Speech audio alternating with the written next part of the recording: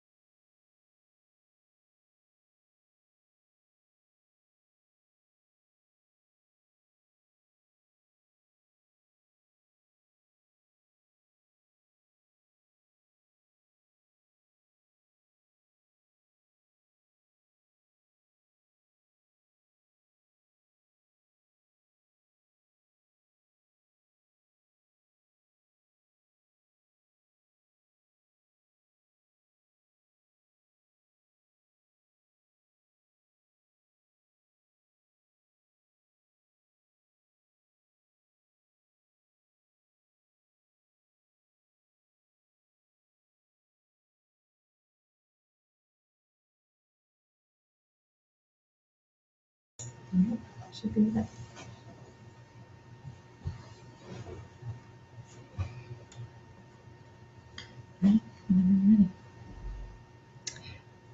Hello, I hope everyone is doing well, and really glad to begin this series of webinars on moral grandeur and spiritual audacity. I just want to open today with a couple points about some of the logistics. Everyone should have a chat sign on the bottom right of their screen, and it should say something. So if you'd like to say something, meaning asking a question, you can you click on say something and type in your question. We'll be reviewing the questions here. I'm not sure I'm going to get to all the questions if there are questions, and so just type in. Everyone will be able to see everyone's questions, and then we'll go from there. So this is our first attempt of what will be a monthly conversation and community learning around this incredible book, Moral Grandeur and Spiritual Audacity. I just wanted to start this session with a little bit about why Heschel and why this book. Heschel has long been the Rebbe of the reborn BJ. In 1985, this community was refounded essentially by Rabbi Marshall T. Meyer, alav shalom, may his memory be for a blessing and have peace be upon it. And he was a student of Rabbi Abraham Joshua Heschel's during his time at the seminary, and essentially was also his secretary, and was deeply influenced by Heschel at the time. And then he, of course, made his way to Argentina to establish his community there, Bet El, of which Marcelo and Ari and Rolly, as he got older, were a part of in their youth in Argentina. And Heschel was really not only a teacher for Marshall Meyer, but his ideas about what the meaning of Judaism were things that were at the foundation of the birth of Bet El, both with his activism and his understanding of the prophetic call in Judaism, as well as his commitment to pietistic existence and spiritual nobility.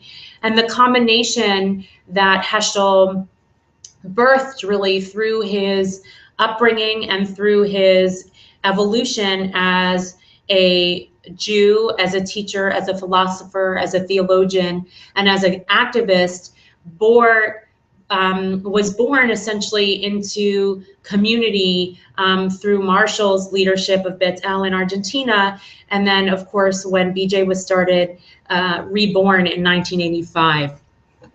Heschel's poetic expression of Judaism was not only beautifully written in his countless books, of which there is poetry, as well as theology, as well as he has had other books about Maimonides and Abravanel, but he articulated a unique combination of profound religiosity as expressed, as I said before, in both the prophetic voice and agitation towards a world of equality and dignity and justice, as well as a profound expectation that emanates from God, asking ourselves, what does God ask of us?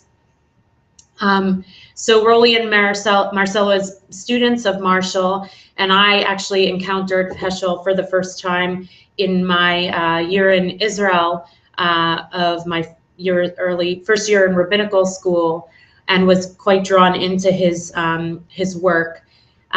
We've all essentially been deeply influenced by his teachings through our own discovery, through the influence of course, Rabbi Marshall Meyer, and of course, through his writings. And so we're excited to be focusing this year on kind of reconnecting with his teachings, and chose this book, Grandeur and Spiritual Audacity, which is compiled and edited by Heschel's daughter, Susanna Heschel, who's a professor at Dartmouth and a longtime friend of BJ and ours. And essentially she chose what she thought were the key essays in terms of his thinking and the importance of his life and his legacy. So this article, To Be a Jew, What Is It?, is actually the first article in the book. And I just want to give a little bit of a window into his biography before we dive into the article, so that you have a sense of his story. Obviously, you can read more deeply about that in the introduction to the book. Also, there's a 2-volume biography of him that was published just a handful of years ago, if you'd like to check that out. So Heschel was born in January of 1907. He was the youngest child of Moshe Mordechai and Razel Heschel, and he had 6 sisters and 1 brother. And both of his parents were descendants of Hasidic rabbis, and he had a lot of, there was a lot of awe and reverence in his family for his lineage. And certainly he felt, and I just actually recently watched an interview, really one of the only videos that are of Heschel, of an interview by Carl Stern that you can find on YouTube if you'd like, where Heschel said as a young child he grew up with a lot of reverence for the people around him, and a lot of awe, and a lot of focus on the internal spiritual existence, which was very formative for him, not only in the legacy of his ancestry of these great Hasidic rabbis, but in what kind of atmosphere he was born into. As a small child, he was considered an Ilui, which is a genius, and was recorded respect. Even when he would walk in a room, people would rise. And so he was considered someone who had great potential as a teacher and as a Rebbe, and that happened very early on. His father died when he was 9 in an influenza epidemic, which of course devastated his family, but he kept on his path in terms of his learning. And as a teenager, he actually started publishing articles in the Warsaw rabbinical publications in the areas of which he lived. But at the time also, he became interested in studying secular books. And with the approval of his family, he went to study in Vilna at the gymnasium, where he completed his exams in 1927 at the Mathematical Natural Science Gymnasium. After Vilna, he went to Berlin to study in the Great Center of European Intellectual and Cultural Life. And then he enrolled in the Heschel für die Wissenschaft des Judentums, and also at today's Humboldt University. So we see even in his biography that he both had a deeply religious upbringing and a desire to maintain his focus on Judaic studies and Talmudic exegesis, and also he was a Hasidic lineage, but at the same time he was, enmeshed in secular thought, and wanted to hold those both together. He was awarded a rabbinical degree in 1934, and at the same time he was also teaching Talmudic exegesis during that period. 3 weeks before Hitler came to power, he took his oral examinations for his doctorate at the University of Berlin in February of 1933. And his dissertation was submitted in a little bit before there, and his dissertation was on prophetic consciousness, which later became his book called The Prophets. But unfortunately, you couldn't receive your doctorate unless you had an agreement of your dissertation to be published as a book.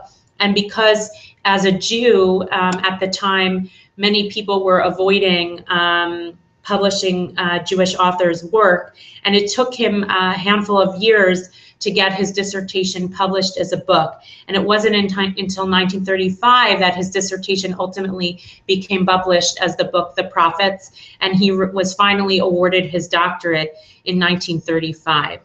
And he continued to live in Berlin teaching.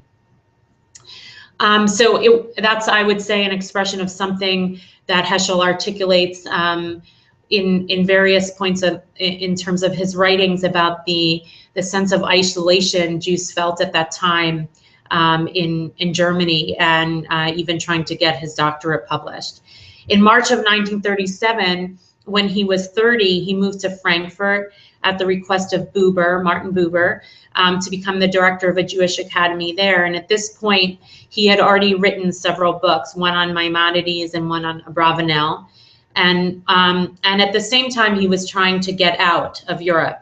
He was trying to find a position elsewhere. In the middle of the night in 1938, he was given 2 hours to pack up his life, and he was deported back to Poland, where he was held. And eventually his family secured his release. And for the period of the next 10 months, he lectured in Warsaw.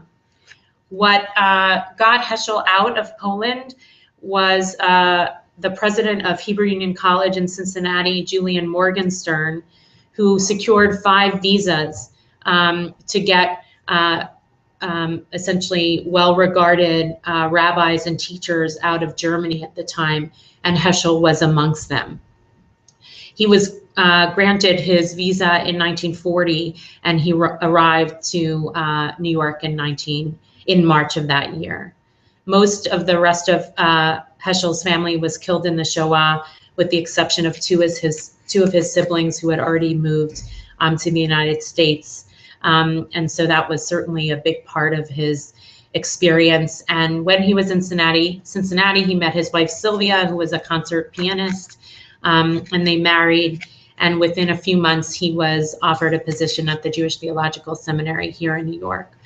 It was at that time that he began his major theological writings.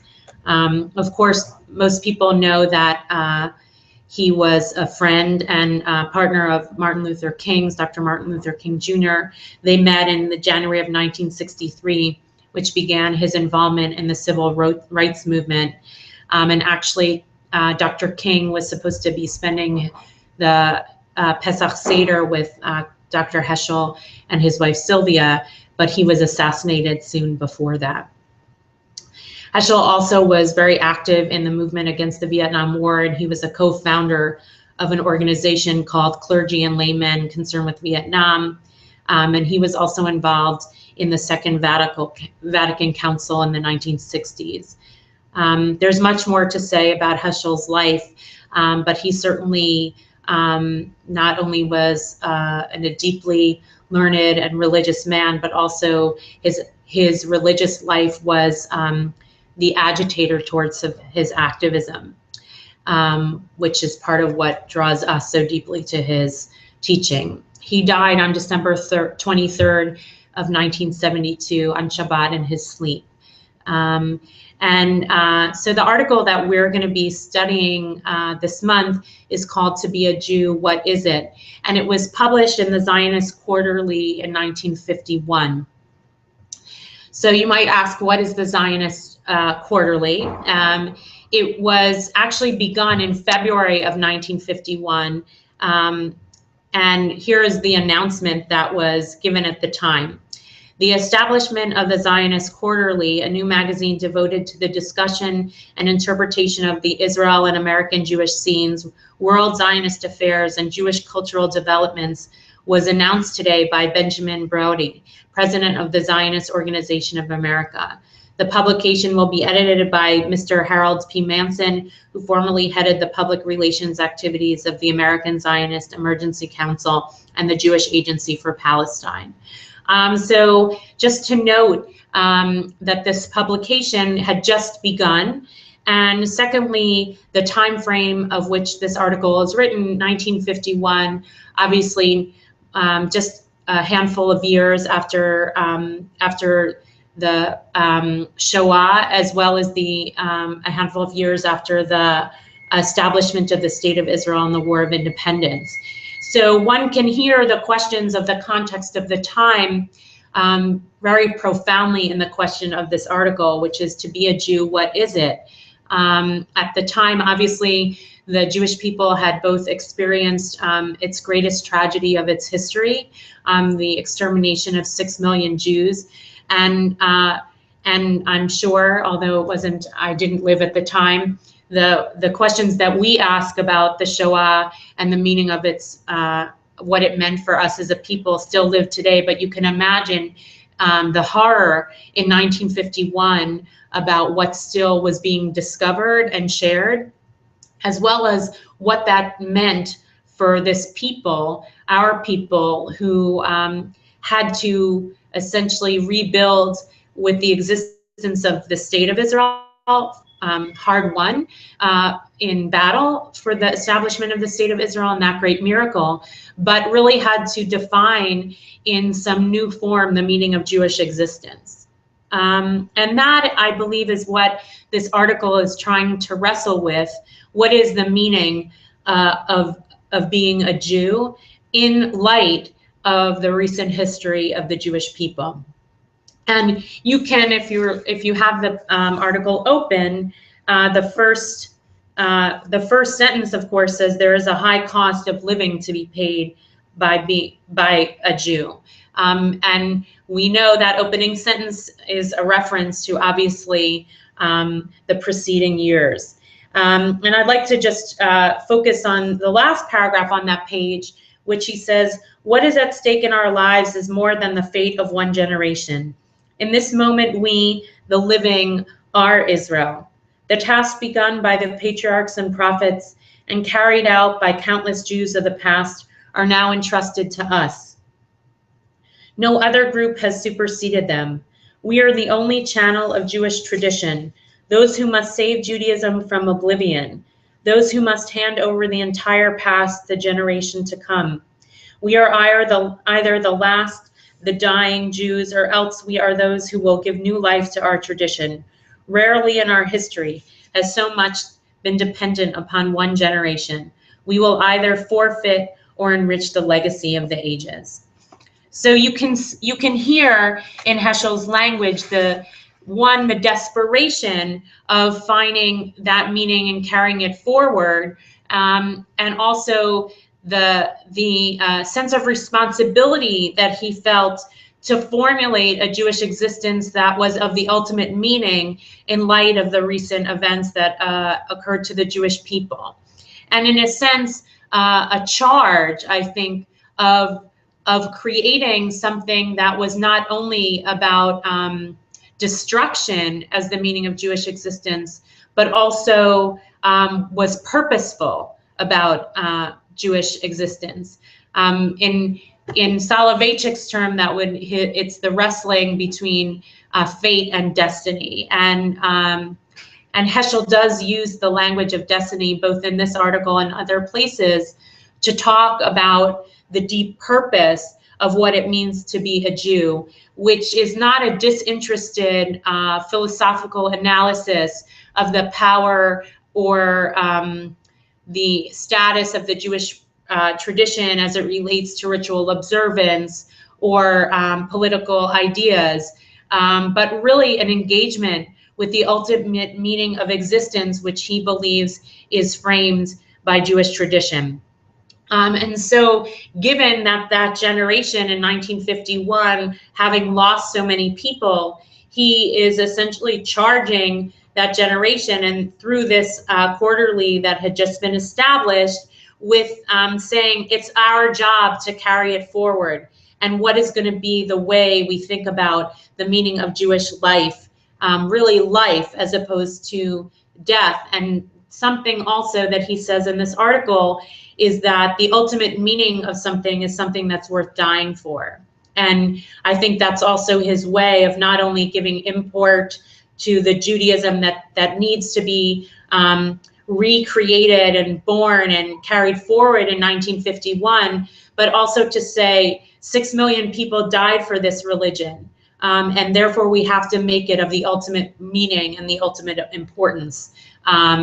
So actually to give meaning and purpose to all those who've died, they must have died, not in the sense that the Holocaust from a theological perspective was warranted, but to say they can't have died for something that we have to honor our tradition with its utmost significance.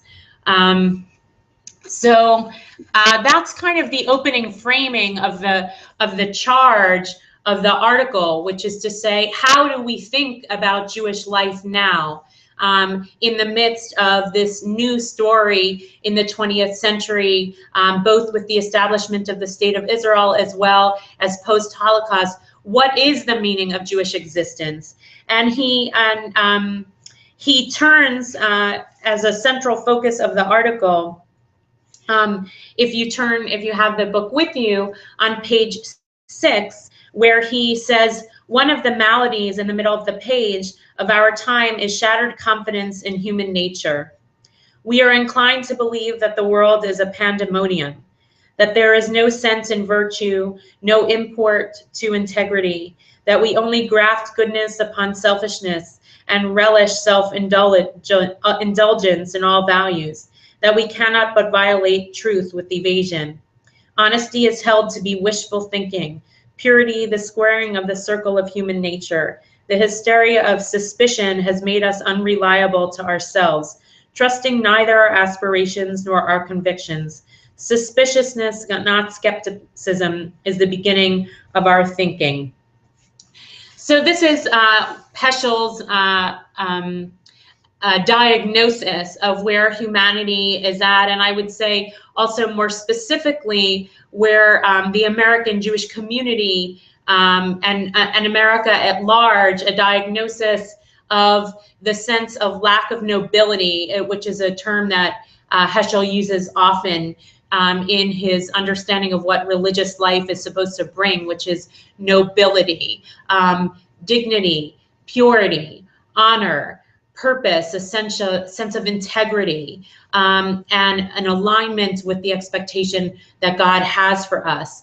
And in this diagnosis of what's happening with humanity, both obviously given the trauma and the horrors that occurred in the Second World War, he's essentially saying the atmosphere is such that no one believes anymore. No one has the expectation that humanity should be any different. And Heschel certainly, and he speaks about this in most of his writings, and even the title of his book, God in Search of Man, emphasizes how important the dignity of humanity and the individual human being is essential to religious life. And in fact, actually in this interview with Carl Stern that Heschel gives, he says in the moment, it's incredible that God, he says the Bible actually is really about humanity. It's not as much about God as it is understanding of what it means to be human, and that God is continually, no matter how we screw up, no matter how mistakes are made, God is still interested in the nobility of the human being. And he says in the interview that is at the essence of a religious life, is the integrity, the honesty, and the nobility of a human being. And here he says that aspiration seems to be not regarded anymore. And I think in our own time, we have questions about, with all the violence and trouble in the world, and also distorted belief with fundamentalism, there's a lot of cynicism and skepticism and suspicion for what actually is possible for a human being to be. What is the condition of a human being that we can individually and collectively have an aspiration to be something more than we are? And in fact, that's a little bit later on that on this point, he says, this sneering document holds many of us in its spell. It has profoundly affected the character and life of modern man. The man of today shrinks from the light. He is afraid to think as he feels, afraid to admit what he believes, afraid to love what he admires. Going astray, he blames others for his failures and decides to be more evasive, smooth-tongued, and deceitful. Living in fear, he thinks that the ambush is the normal dwelling place of all men. He has failed to pick up in his youth the clue of the unbroken thread of truthfulness that would guide him through the labyrinth. Our survival depends upon the sense of the supremacy of what is lasting. And for Heschel, and he speaks about this in the essay, as a Jew, and in particular, he sees an eternality of the story of our people that is just not documented, let's say, in the writings of the Torah and the Tanakh at large, or the tradition that evolved and has codified to be our sacred text. But there's something that is eternal, that is beyond what's written. It's like spiritual DNA that Heschel feels is carried through. So, in our time, people talk about religious life as being completely voluntary, which is true from a sociological perspective, that we elect. We don't have to participate in Jewish life. We don't have to go. The outside world is not telling us and defining us externally, oh, you have to be a Jew the way it used to be. And that we are electing. But according to Heschel, that sense of feeling connected is part of our spiritual DNA, which we all receive. And that the Jewish people, we're kind of linked in our ancestors, not just through lineage, but through that spiritual DNA, which is something, and that in us is that calling, both a calling from the past and the noble calling of the now into what will be carried forth in the future. And then he teaches this beautiful paragraph, which is the paragraph we've chosen to have on the website and in the community email for the month on this article. What I have learned from Jewish life is that if a man is not more than human, then he is less than human. Judaism, by the way, Heschel was not, feminism and language around acknowledging the 50% of the population was pre his time. He died again in 1972. So he didn't experience the kind of evolution of that story during his time. Although his daughter is one of a serious Jewish feminist and has a book called On Being a Jewish Feminist. So Judaism is an attempt to prove that in order to be a man, you have to be more than a man. In order to be a people, we have to be more than a people. Israel was made to be a holy people. This is the essence of its dignity and the essence of its merit. Judaism is a link to eternity, kinship with the ultimate reality. And I think in the echo of this paragraph, one hears the teaching, the Mishnah from Pirkei Avot, "B'makom she'ein anashim hishtadel lihiot ish." In a place where there are no humans, one must strive to be human. So for Heschel, that wasn't enough. That it's not enough to just be human and just carry forth. He really believed that there was an expectation of us to be something more, and not in the sense of an overachieving Upper West Side, that kind of more, but that our charge was to seek out holiness. That was the framework of our tradition, to ask more of ourselves and to feel that there was an expectation from God that we would be more. And he said, that we shouldn't just be good, but that we should be holy. And his understanding of the Jewish people is that way too. One could interpret that notion as us being a light to the nations, but that expectation that light that was born in the Jewish people, according to Heschel, with our patriarchs and matriarchs, and that carried forward over history, was a light that both we feel internally plugging inside, but that also expects us to shine something that is more holy and unique from the Jewish people on the world. And he not wrestles, but at the end of the article, he discusses this question of the uniqueness of obviously the center of the article is really about wrestling with what it means to be a human being, and what the expectation of us is as human beings. That Judaism is not parochial religious life. It's not designated through observance or ritual or only the study of text, but the purpose of Judaism and Jewish life is to become this holy human being. That is not just for the perpetuation of a tradition that we just want to, the famous continuity world, but is really the charge is to become this human being and this people that expresses the nobility of God on earth, which is a fairly tall order. And he says, what are the roots out of which we draw that consciousness, that contact with the sublime?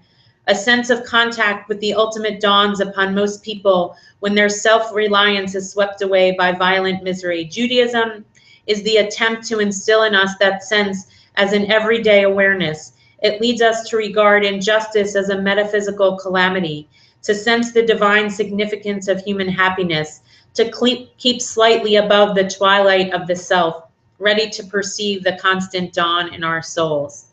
So what Jewish life means is this inkling, this intuition of both the desire for this holiness, but also the disruption of the lack of holiness on earth, which obviously Heschel demonstrated in his activism in his time here in the States, both with his commitment to the civil rights movement as well as his protesting of the Vietnam War. And he actually speaks about that his dissertation on the prophets, prior to that, he had obviously put all his time and energy into learning. But after studying the prophets, he came to this awakening that he could no longer only focus on learning, which was a discipline that he felt was essential to Jewish life, but not enough, because the prophets were calling us to both this nobility of humanity and this diagnosis of the inhumanity in our world. And so he was agitated by this prophetic study that he did, which then translated into his activism much later. In addition, of course, the isolation he experienced in Germany and Poland was the recognition that there was a lack of prophetic call that allowed for the perishing of 6 million of our people, including the majority of his family.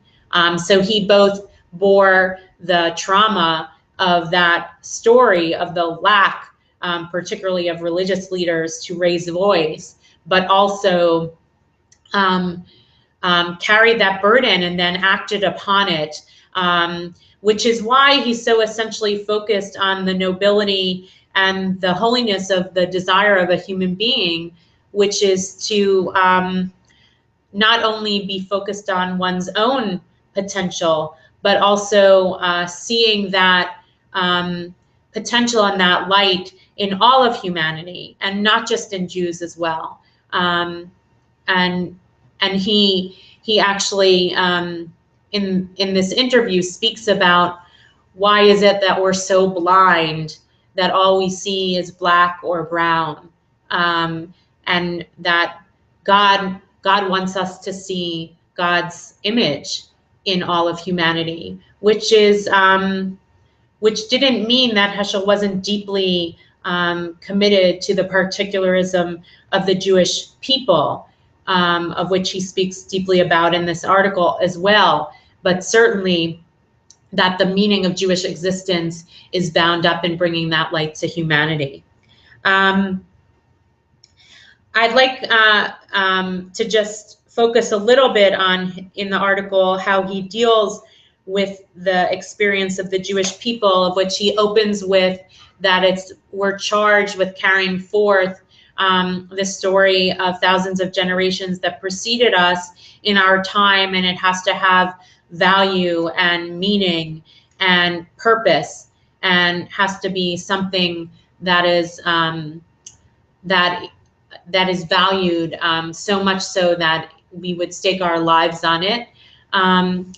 And he, after speaking about his the notion of what a human being and the desire for us as human beings to not be suspicious about belief and faith and the desire for holiness and the potential of humanity, he then turns it back to the purpose of the Jewish people, and what it means to not only live in relationship as human beings in a vertical existence with God and feeling that expectation upon us as individuals and members of the human race, but the horizontal commitment of living in the Jewish order with the Jewish people. And he speaks about that in the article, that living in the spiritual order of the Jewish people, the living in the Jews of the past and with the Jews of the present. And actually he has a book called Israel, an Echo of Eternity. And I think that phrase, echo of eternity, is something that dominates a lot of his writings, including this particular article, which you can feel his feeling that those echoes are palpable to us. And it's interesting for us to think about in what ways we feel those echoes. You know, some of that may be nostalgia for the past, but I think there is a sense, and I certainly feel this both in prayer or in learning, or in Chagim, or even in activism, that there is an echo that this is the story of our people, that we feel awakens us from the past to living in the present. And if you're in a study group, that might be an interesting question to ponder, is how do we feel individually or collectively that we are hearing those echoes of the past.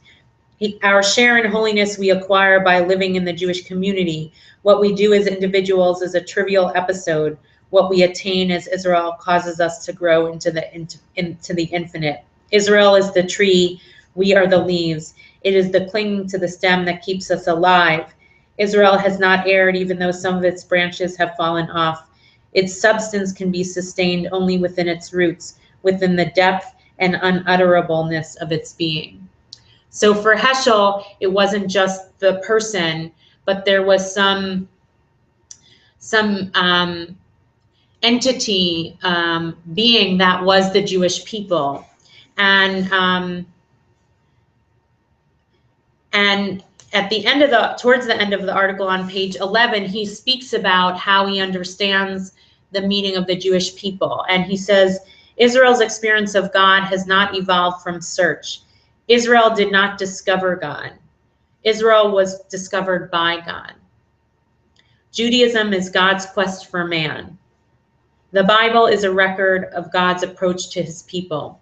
More statements are found in the Bible about God's love for Israel than about Israel's love for God. So you can hear in this language his sense of being sought out, which of course to a postmodern or a modern person in 2015, I think that tends to raise flags about the questions of chosenness, which have been so complicated in a modern period, about what does actually chosenness mean. And Heschel knows that tension, because he knows the tension of what it means to be committed to the Jewish people, as well as to have a profound commitment to humanity. And so he says the following: we have not chosen God, God has chosen us. There is no concept of a chosen God, but there is the idea of a chosen people. The idea of a chosen people does not suggest the preference for a people based upon a discrimination among a number of peoples. We do not say that we are a selected people. The chosen people means a people approached and chosen by God. The significance of this term is primarily in relation to God, rather than in relation to other peoples. It signifies not a quality inherent in the people, but a relationship between God, the people, and God. Which is, I think, I don't know if that satisfies everyone's suspicions of chosenness, but I think what is articulated here is a kind of core of Heschel's thinking, which is at the core of what it means to be a Jew, which is to be in relationship. And that relationship with God is, and he uses this language a lot, is gives us the sense of meaning beyond absurdity. And that in the mystery of existence, if one is in that relationship, both vertically with God, if we think of God as transcendent, which is a whole nother question of whether everyone believes in a transcendent God, but that's the imagery he typically uses, or in the horizontal relationship, in the horizontal relationship of what it means to be a community in relationship to God, which means that relationship endows this people, our people, with this expectation and search and relation that has a claim on us. And Heschel, I think, in his language, which is also not necessarily the most comfortable for us in 2015, although I wish it were so, that we would feel more claimed by our relationship with God, our relationship with our people, and our relationship to the dignity of humanity. That love, that search of God towards humanity, for Heschel was a commitment to humanity to say, I believe it is possible for you to be more than human. And I believe the Jewish people and the Jewish tradition and being a Jew is about feeling like there is something more that we're meant to do in the world, and to make that true, to make the meaning of life and the meaning of Jewish existence to translate into the dignity and commitment to humanity at large. So this article is the opening article of the book that kind of launches this conversation, which is, I think, a very relevant conversation in our time that is happening, I think, differently in the diaspora as it's happening in Israel. Is what does Jewish mean in our time? Is it an identity? Is it a tradition? Is it a religion? Is it a political entity like the state? And given that there are all these differing definitions, and that the Jewish people is challenged at this point by statistics, as well as our internal challenges of our own understanding of ourselves and who's included and who's not included, as well as our external challenges from enemies who are trying to not let our existence flourish, particularly, obviously, through the state of Israel.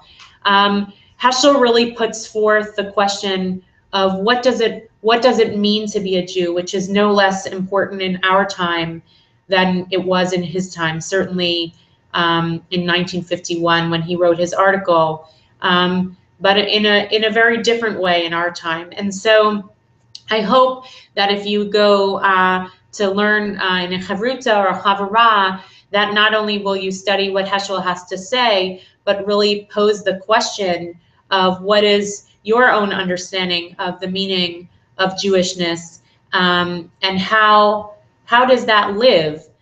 We certainly believe here that Heschel's expression of what it means to be a Jew is something that profoundly is an aspiration that we are trying to create in our own community.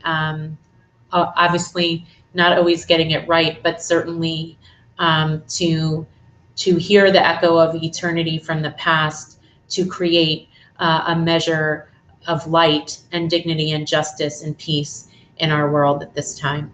So I hope everyone has a wonderful day, and we got no questions, so happy to talk about this at another time with you, and look forward to the continuous study of this book. Have a wonderful day.